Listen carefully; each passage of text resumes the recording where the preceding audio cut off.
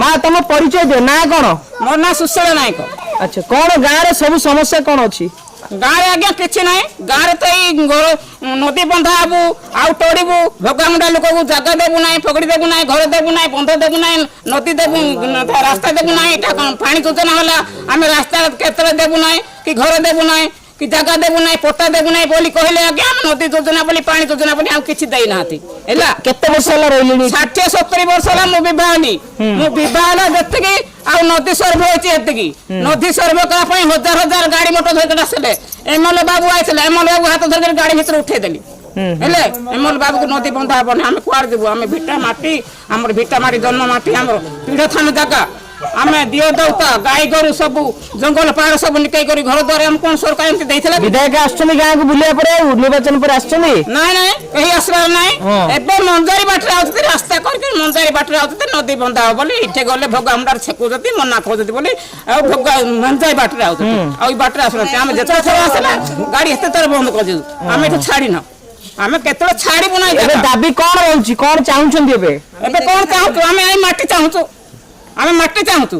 ଆମେ ମାଟି ଚାହିଁଲେ ଆମେ ମାଟି ଯଦି ରଖିଥିବୁ ଆମ ପିଲା ଛୁଆ ନାତି ନାତୁଣୀ ସମସ୍ତେ 13 ଯୁଗ ପୁଅ ଝିଅ ଆମେ ବି ଯାଉଛୁ, ପୁଅ ଝିଅ ବି ଯାଉଛନ୍ତି। ଏମିତି କେତେ ଜନ୍ମ ହଉଛନ୍ତି, କେତେ ମରୁଛନ୍ତି, କେତେ କଣ କରୁଛନ୍ତି। ଆଉ ମାଟି ଆମେ ଛାଡ଼ିବୁ ନା। ଆମେ ମାଟି ଜଗିଛୁ ଆଜି 60-70 ବର୍ଷ ହେଲା।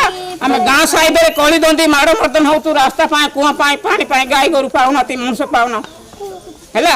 ଆମେ କେତେ ଯୋଜନା ହେଲେ ଆମେ ପାଣି ଯୋଜନା ଦେବୁ ବୋଲି 4-5 ଆପଣଙ୍କୁ ଏଥିପାଇଁ ମୁଁ କହିଲି ଯେ କେତେ ଯୋଜନା ଆସିଲେନି। 3-4 ବର୍ଷ ହେଲାଣି ପାଣି ଦଉ ବୋଲି, କାହିଁ ପାଣି ଦଉଛନ୍ତି? ଖାଲି କଥାଟା କହିଦେବେ। ଭୋଟ ପାଇଲେ ଆମର 100-200 ଦେଇ ଦଉଛନ୍ତି। ଭୋଟ ଦେବା ବେଳେ କହି ମାଉଁସ ତୁଣ ଭାତ ଦେଇ ଦଉଛନ୍ତି। ଆମର ଗାଁର ପୁଅ ପିଲା ଖରାପ ହେଲା। ଯୁଆଡେ ମାସ ଭାତ ହେଲା ସିଆଡେ ମା ଭଉଣୀକି ଧାଇଲେ, ମା ଭଉଣୀ ଧରି କରି ଗୌର ଯିଆଡେ ଯାଇ ସିଆଡେ।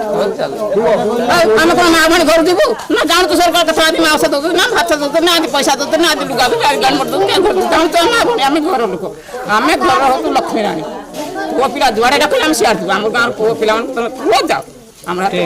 ବଢିଆ କହିଲେ ମୋ ନାଁ ସଂସାର ନାୟକ, ମୋ ଘର ପେମ୍ପରଟା। ମୋର ଅଭିଯୋଗ ହେଲା ଆଜ୍ଞା ଯେ ଆମେ ଆଜିକି 60-70 ବର୍ଷ, ଆମକୁ 48 ଖଣ୍ଡେ ହେଇଗଲା ଆଜ୍ଞା। ବାପାଙ୍କର ତ ମୋର ପଳେଇଛି ସାରେ, କିନ୍ତୁ ଆମର ଏ ଗୁତ୍ପଙ୍ଗ ବୋଲି ସାରେ ଆମକୁ ସରକାର ବହୁତ ଧୂଆଁ ବୁଲି ଆଜ୍ଞା ଯାଇଛି କି ଯାଉଛି। ଆମେ ବି ତାକୁ ଅଭିଯୋଗ ଦେଇକି ଆଜ୍ଞା ଚାଲିଛୁ ଯେ ଆଜ୍ଞା ଆମର ଭିଟାମିନ୍ ଆମେ ଛାଡ଼ିବୁନୁ, କିନ୍ତୁ ଆମେ ବଳି ପଡ଼ିଲେ ପଡ଼ିବୁ, କିନ୍ତୁ ଆମେ ଆମ ଭିଟାମିନ୍ ଛାଡ଼ିବୁନୁ। ସରକାର କହୁଛନ୍ତି ଯେ ତମର ଅସୁବିଧା କ'ଣ? ଆମେ ଆଜ୍ଞା ଆମେ କହୁଛୁ ଆମର ଅସୁବିଧା କ'ଣ?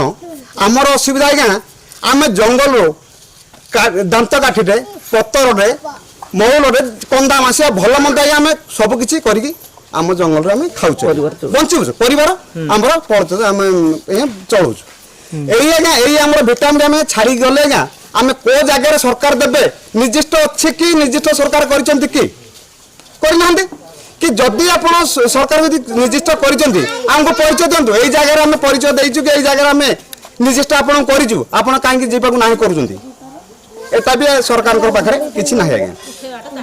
କିନ୍ତୁ ଆମେ ଚଳିବୁ କେମିତି? ଆମ ଭିଟାମିନ୍ ଆମେ ଛାଡ଼ିବୁନି ଆଜ୍ଞା। ଆମ ଭିଟାମିନ୍ ଆମେ ଜମା ଛାଡ଼ିବୁନୁ। ଆମର ଜେଜେବାପା ଆମର ଆମେ ଜଙ୍ଗଲ କାଟିକି ଆମେ ଜମି ତିଆରି କରି ମାଛୁ। এইটা আমি মরিব পরম, কিন্তু আমি আমার ভিটামিন ছাড়িব না।